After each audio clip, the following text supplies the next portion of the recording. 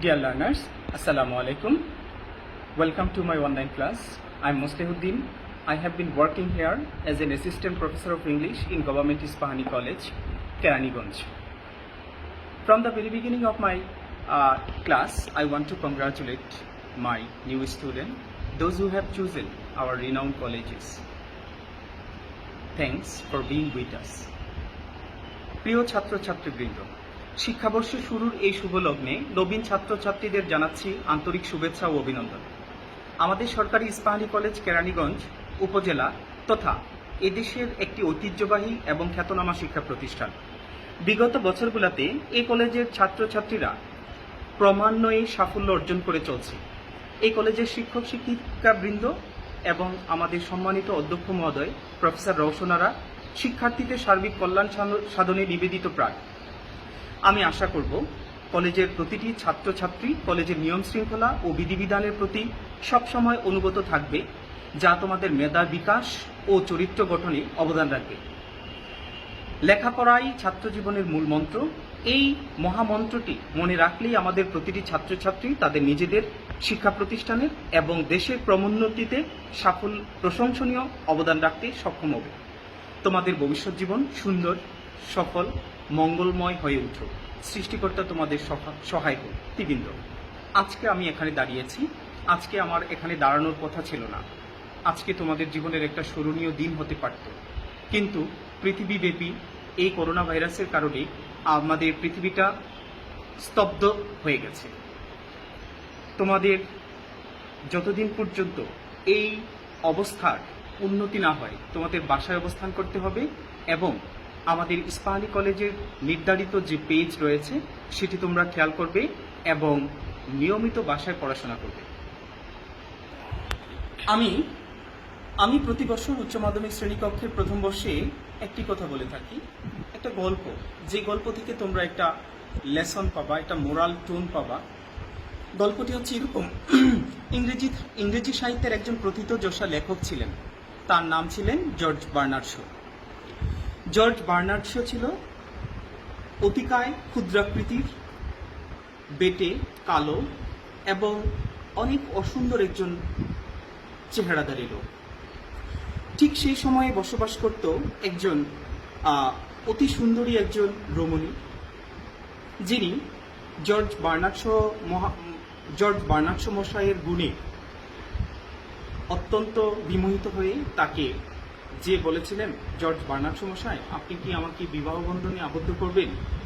আপনি যদি আমাকে বিয়ে করেন, আপনার গুণ এবং আমার সৌন্দর্য এই দুটো নিয়ে আমাদের পরবর্তী প্রজন্মের বংশধররা হয়ে উঠবে এই পৃথিবীর প্রতিনিধিত্বকারী মানুষ। জর্জ বার্নার্ড শ মশাই এই কথাটা শুনে একটু থেমে গেলেন। তিনি বললেন, অতিশয় চিন্তার বিষয়, আপনি পরে আসুন, আপনাকে আমি জানাবো। সচরাচর ওই ভদ্রমহিলায় অত্যন্ত অত্যন্ত আগ্রহী হয়ে পরের এক কর্মদিবসে তার সাথে সাক্ষাৎ করেছিলেন এবং জর্জ বার্নার্ড শ মশাইকে জিজ্ঞেস করেছিলেন, আপনি কি আমার চিন্তাটা একটু করেছেন? জর্জ বার্নার্ড শ মশাই লেখনীতে এতই ব্যস্ত ছিলেন, তিনি আসলে ওই চিন্তাটুকু করতে পারেননি। তিনি তাকে উত্তর দিয়েছিলেন, ম্যাডাম, আমি তো ভুলেই গিয়েছিলাম।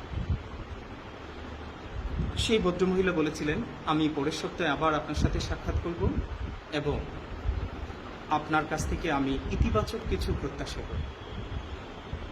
As usual George Bernard Shaw মশাই আবার লেখনীতে ব্যস্ত হয়ে পড়লেন। ভদ্রমহিলা পরের সপ্তাহে আসলেন। তখন জর্জ বার্নার্ড শ মশাই তাকে উত্তর দিয়েছিলেন, আসলে বিষয়টা যদি উল্টা হয়ে যায়। প্রিয় শিক্ষার্থীবৃন্দ, এই পৃথিবী হচ্ছে যোগ্যতমের টিকে থাকা। আমার এই গল্পটা থেকে তোমরা কি শিখলে? আমার গল্পটার মূল বিষয়বস্তু হচ্ছে, যদি ওই ভদ্রমহিলার গুণ পায় আর জর্জ বার্নার্ড শ মশাইয়ের রূপ পায়, তাহলে তো তার পরবর্তী প্রজন্মের সন্তানেরা পৃথিবীর প্রতিনিধিত্বকারী মানুষ হতে পারবে না। এই পৃথিবী হচ্ছে সত্যিকার অর্থে যোগ্যতমের টিকে থাকা। তোমরা আমাদের এই ঐতিহ্যবাহী সরকারি ইস্পাহানি কলেজে ভর্তি হয়েছ। আমাদের প্রত্যাশা থাকবে তোমরা নিজেকে আলোকিত করো। তোমরা যে সমাজে বসবাস করো সেই সমাজকে আলোকিত করতে হবে এবং সর্বোপরি তোমার পিতামাতা এবং আমরা যারা শিক্ষক প্রতি বছরই আমাদের কলেজ থেকে অসংখ্য ছাত্রছাত্রী বিভিন্ন বিশ্ববিদ্যালয়ে পড়াশোনা করে আলোকিত মানুষ হয়। আমরাও শিক্ষক হিসাবে প্রত্যাশা করি আগামী দিনে তোমরা হবে আমাদের উদাহরণের একনিষ্ঠ বস্তু। আজকে প্রথম ক্লাস। আজকে আমি শুধুমাত্র উচ্চ মাধ্যমিক ইংরেজি প্রথম বর্ষের ফার্স্ট পার্টের যে সিলেবাসটুকু সেটুকু আলোচনা করব। সেই আলোচনায় আমি আশা করি যে তোমরা বাসায় ইংলিশ ফর টুডে বইটা কিনে একটু পড়াশোনা করবে। আমাদের সিলেবাসটার দিকে যদি তাকাই, first of all you will have a same passage. All the passage will be taken from our first paper book. After the passage, you will have first question is MCQ, multiple choice question. This question is based from vocabulary. Actually, it is vocabulary testing question system. The second question answer. A passage will be given it at first, then you will be given this sort of question and you will answer this question. And this question consists 5 marks. Secondly, your question in your syllabus, you will find flowchart. They will provide an unseen passage. From this passage, you have to write a flowchart. And flowchart writing is very much easy. In our next class, we will step by step discuss all the items from our syllabus. And question number 3, you will have to summarize a long unseen passage. Fourthly, you will have with clues. This is very much important question for your HSC for building your vocabulary. Try to learn vocabulary every day. In your first paper, you will only focus to learn vocabulary. In your second paper, you will not have enough scope to learn a lot of vocabulary. Question number 4, in question number 4 and question number 5 particularly deals with the vocabulary. Question number 6, it is rearranges. It is very much easy. You will have 10 sentences in distorted order. You will have to make a sequence from these rearranges. Question number 7, it will be paragraph. You will have to write a paragraph. It may be from your first paper text or it may be the problems of our society. Completing story, here you will find a clue and you have to fulfill the story for your own imagination by using your own language. In question number 9, you will have to write a letter to your friend describing any incidents. It's very much easy. Question number 10, graph chart description.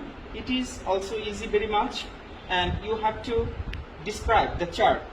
All the elements will be given in a graphic description. You will have to write by maintaining some rules.